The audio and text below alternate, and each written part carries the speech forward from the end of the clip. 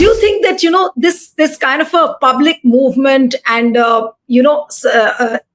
created a sentiment around the court as well? Because we did see Rahul Gandhi launching the Vote-Chori website, then people giving missed calls on the numbers which were projected on the social media website and also on the Congress's social media handles, that did have an impact. Do you think that this interim order could be an offshoot of this? Because there are many people, and I've been speaking to a number of experts who feel that, this interim order is just to weaken this movement, which has already begun and has taken a gigantic shape now. No, I'll be honest with you. I don't want to comment on the interim order beyond what I have done. I think the Supreme Court is a respected court. I don't want to comment too much on it. But I cannot take away the credit from Rahul Gandhi for having made this a mass movement. The reality is that when on the 7th of this month, 7th of August, Rahul Gandhi went up on stage and he did that presentation for media at large, which was widely covered. And he wasn't speaking in lofty generalities. He gave proof after proof after proof. He spoke about house number 35. He spoke about house number 69. He spoke about how a brewery. He spoke about how 80 people are registered in a place, how 60 people are registered in a place, how 47 people are registered in a place, how Gurkirat Singh Dang has multiple votes, how Vishal Singh was voting across Maharashtra, UP and Karnataka. Something similar was being done by a gentleman called Aditya Srivastav. He spoke about Shakun Devi, multiple votes in her name. And then I think what he successfully did was he gave the voice to the people of this country. After having made that expose, which he did, and it was strenuous for us to make that expose, I can tell you, we did not have digital readable copies. We had to do it manually. It takes a lot of time to match one data after the other. The data that we had to scan through actually goes up to about 7 feet. That's how heavy that data is, weighs hundreds of kgs. Our team did it and did it very diligently. But what did it in turn do? Mainstream media went to those houses to find out if it was right. And guess what? It was right. There were 2 people living and there were 80 people registered in a place. That brewery is small enough to accommodate 4 people. There were 60 people registered in a place. People found out that not just Shakun Devi has 2, but she has 3 votes and so does her husband. And then what it unleashed was people from various parts of the country, the social media fervor that you're referring to, people found a reason, people found a voice, people found, a reason to talk about it, because nobody in India is oblivious to the fact that you can have a normal existence if your right to vote is taken away. That's one of the most fundamental things that we as citizens can exercise. When we talk about checks and balances and when we say that governments need to be kept or reined in, that's the best way to do it. I mean, nobody reigns in a government physically. You reign in a government with your power to vote. And I think then the kind of data that started coming up, the lone seat that the BJP won from Kerala, a lady says, 9 votes are registered in my house. I live here alone. You see the Bihar SIR. You have the deputy chief minister with 2 votes. You have the mayor with 2 votes. You have a MP Veena Devi with 2 votes. You have Bhiku Bhai Dalsania, who's a worker of the BJP, a very important person in the Bihar project for them. He voted for Amit Shah in Gandhinagar in Lok Sabha. He becomes a Bihar voter here. You have Dinesh Singh, an MLA who has multiple votes. So, and of course, then Muzaffarpur, a house at 269 votes. 247 votes in Jamui, and the list goes on and on and on, right?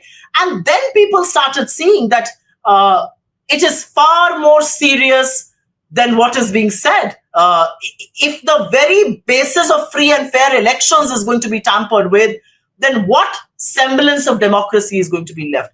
And the unfortunate thing amidst all of this is that the BJP came up with a very foolish argument that Rahul Gandhi is talking about multiple votes and multiple people, and that's what the SIR is looking to fix. Actually not. The SIR happened in Bihar, and despite that, you have so many anomalies. Despite that, you have people, in the district of Aurelia, I think there are 158,770 people who are declared dead. They're all alive. Those votes were cut. So I think what it has done is it has given a voice to the people of this country. It has given a voice to those who want to protect democracy. What it has also done is it has given people the belief that the power needs to reside in us and nobody can tamper with that power. And I think that was very, very important.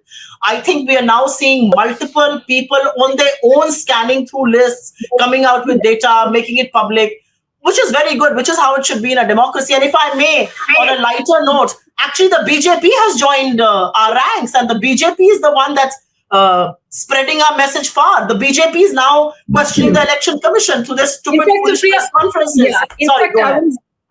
In fact, I was coming to Anurag Thakur's press conference yesterday, Sure. where he spoke about Kannauj, he spoke about Raebareli, Kolathur, and then he spoke about how there have been duplicate and fake voters here as well.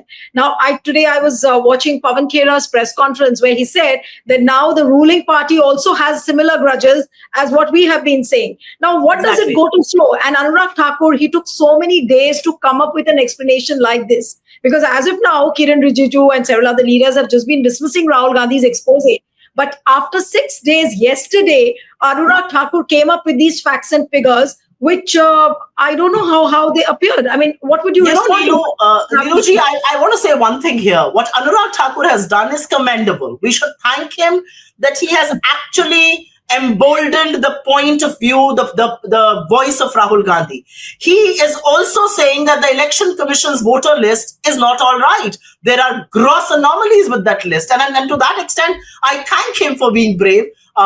It's another thing that he's been foolishly brave. But let's come to what he's saying. What he's essentially saying is what Rahul Gandhi has said, that voter list is not clean. Voter list has many anomalies. That's what Anurag Thakur is saying. All right. He's actually coming up with proof about that. We took 6 months to scan one constituency because we don't have a digitally readable list. That leads me to my question. Who's giving this data to Anurag Thakur?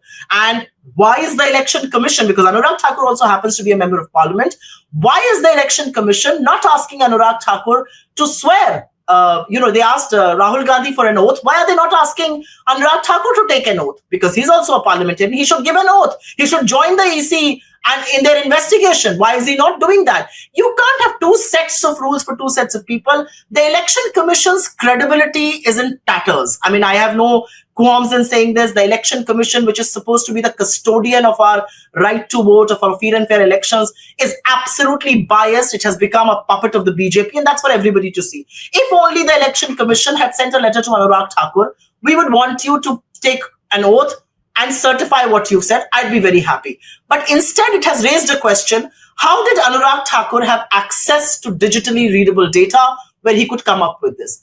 And the argument that he's making is silly because Rahul Gandhi won with 390,000 votes. So no matter what you say, his winning margin was going to be over 3 lakhs with all the numbers that you say. Priyanka Gandhi won by 4 lakh votes. Even if you say 1 lakh, she would still win by 3 lakhs. You are in government. You are the one responsible. Go ahead and clean those voter lists. Don't make caste aspersions. I am grateful that you agree with Rahul Gandhi. I'm grateful you have joined his movement to clean up India's voting system. Today, Pawan Khera also said that share the machine-readable format voter list of Varanasi. And many people are saying that now it's Varanasi versus Wayanad, and which is why he raised the Wayanad point. That's being discussed a lot on the social media. What would you really say now? I mean, here it's Priyanka. I mean, there are people in Varanasi. There are people in Varanasi who've gone to Mr. Ajay Rao's house with sweets and with the dhols and have said that you were actually our MP because this mandate was stolen. So that's also one sentiment to look at because Mr. Modi barely scraped through. I mean, his winning margin, which was supposed to be 10 lakh, got that only is over a lakh. Barely. He was actually trailing in 2-3 rounds. So I think the one sentiment in Varanasi is actually Ajay Rai is a real MP and he actually won that election and that mandate was stolen. But I do believe that, jokes apart and all those things aside, I think it's a very, very serious concern that if electoral mandates are not going to be believable, if people's faith in democracy is going to be shaken because they don't know what is happening with their votes. I was speaking to somebody today and I must give you this anecdote. A family friend, I was doing a call with him and he said, you know what, when those parchis come before elections, this time a parchi came and it had some 2 other names. And I didn't bother because I live in this address for the last 52 years. Some 2 other names came. I didn't bother.